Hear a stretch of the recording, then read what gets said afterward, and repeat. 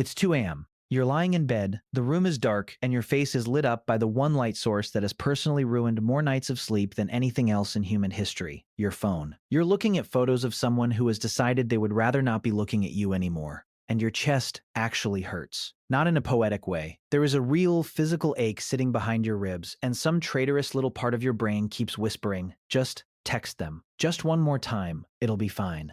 Here is the thing nobody tells you while it's happening. This exact misery, the obsessive thoughts and the ache and the 2am bargaining with yourself, is so old it is older than farming, older than writing, older than the wheel. So today, we're answering a question you'd assume has no answer at all. How did ancient humans deal with heartbreak? Back before breakup playlists, before pints of ice cream, before a single therapist existed anywhere on Earth. Because the answer is going to make you feel deeply, personally called out.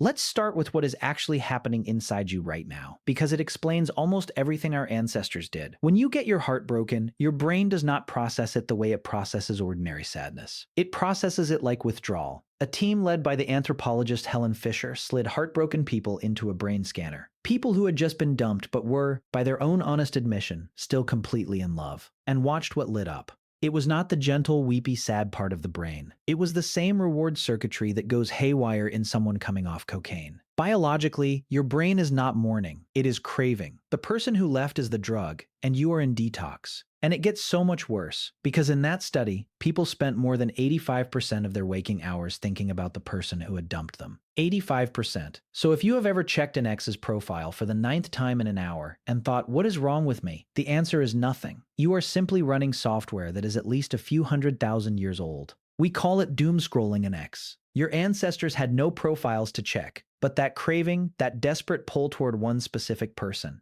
Completely identical. And that craving is about to explain a genuinely bizarre thing your body is physically capable of doing.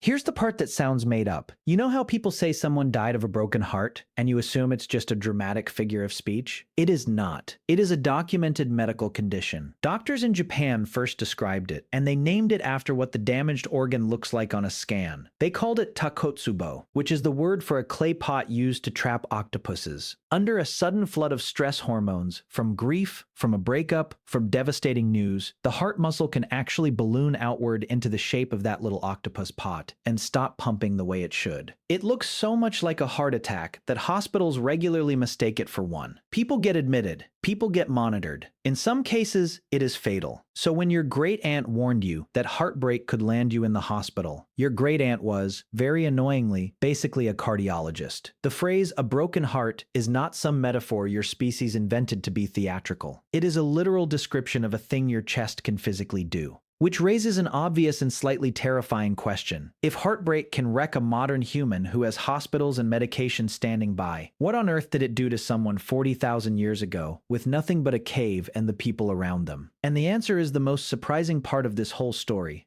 because here is where it stops being about us specifically. Heartbreak is not a human invention. It is not even close to one. The famous primatologist Jane Goodall watched it happen with her own eyes. A young chimpanzee named Flint lost his mother, Flo, and afterward he stopped eating, pulled away from everyone, returned again and again to the empty nest where the two of them used to sleep. And within a few weeks, he was dead. Not from injury, from loss. An orca named Tahlequah carried the body of her dead calf through the open ocean for 17 days and 1,000 miles, refusing to let it go. Elephants stand over the bones of their dead and touch them gently with their trunks, returning to them for years. This is not sentimental nonsense. This is the fossil record of feeling, and it runs millions of years deeper than our species does. Which means that by the time actual ancient humans showed up, heartbreak was already old. And they did precisely what you would expect, because it is precisely what you still do. They grieved, and they grieved together. In a cave called Shanidar, in the mountains of Iraqi Kurdistan, archaeologists found Neanderthals, who were not even our own species, deliberately buried in the same spot.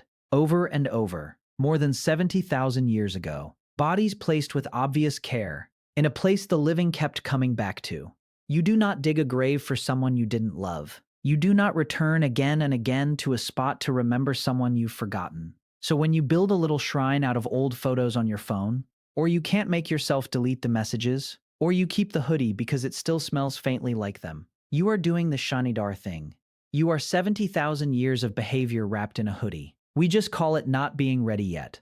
So, how did they actually get through it with no therapy and no ice cream and no one to text? The same way the chimps and the elephants and the orcas do it, together, surrounded, not alone.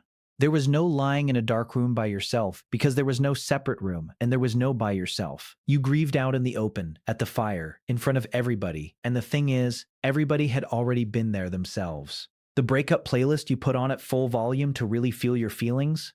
That is a lament, and humans have been singing sad songs over lost love for as long as we can find any evidence of singing at all. Crying to your friends for the 10th time about the same person who is never coming back? That is not you being exhausting. That is the oldest form of therapy on the planet, and it works for the simple reason that it has always worked. The one and only thing ancient humans had that you are accidentally missing at 2 a.m., alone in the dark with a glowing phone, is other people in the room with you. This video looks at anthropological and archaeological research for educational purposes, and modern hunter-gatherer and primate observations are used as comparative models to understand ancient human behavior, not as definitive proof of exactly how every ancient human grieved across all the different time periods and places they lived. But the through line here is genuinely hard to miss. Remember that ache sitting behind your ribs? The one that felt far too physical to be just sadness? Now you know it is real. It has a name. It is shaped like a little octopus pot, and it has been breaking open inside living creatures for millions of years before you ever got your turn. You are not broken. You are not crazy for feeling like this thing might actually kill you. You are just the latest person to be holding on to something you weren't ready to put down, standing in a line of mourners that stretches all the way back past the Neanderthals.